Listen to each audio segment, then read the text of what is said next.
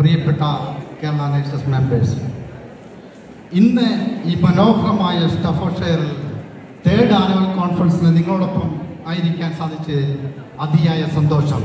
Kerala nurses are globally recognized for their dedication, compassion and professionalism.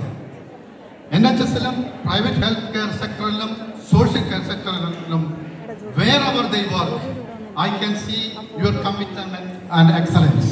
അതുപോലെ തന്നെ UK-യിലെ പല യൂണിവേഴ്സിറ്റികളും recent ആയിട്ട് ഞാൻ വിസിറ്റ് ചെയ്യുമ്പോൾ എനിക്ക് ട്യൂട്ടേഴ്സ് തൊട്ട് പ്രൊഫസേഴ്സ് തൊട്ട് ധാരാളം കേരള നേഴ്സിനെ കാണാൻ സാധിക്കുന്നു. ഏറെ അഭിമാനത്തോടു കൂടിയാണ് ഞാൻ ഇവിടെ നിൽക്കുന്നത്. അതുപോലെ തന്നെ കേരളം എന്ന് പറഞ്ഞാൽ നോർമലി നമ്മളെല്ലാവരും പറയും ഗോഡ്സ് ഓൺ കൺട്രി എന്ന് എല്ലാവരും പ്രബലം വിളിക്കുന്നു. പക്ഷേ ഞാൻ അതിനേക്കാൾ പ്രധാനമായി കാണുന്നത് caring, hard working and talented പീപ്പിളിൻ്റെ നാടാണ്. അതാണ് ലോകമെമ്പാടുമുള്ള നേഴ്സസിനെ മറ്റുള്ള നേഴ്സിൽ നിന്ന് വേർതിരിവ് ആക്കി വെച്ചിരിക്കുന്നത്. Talented nurses from Kerala. ഇന്ന് UK-യിൽ കേരള നേഴ്സസ് ഹെൽത്ത് കെയറിൽ മാത്രമല്ല, ലോക്കൽ കൗൺസിൽ തൊട്ട് ബ്രിട്ടീഷ് പാർലമെന്റിൽ MP വരെ ആയിരിക്കുന്നു. അത് ടാലന്റഡായ നേഴ്സസ് ഉള്ളത് കൊണ്ട് മാത്രമാണ്.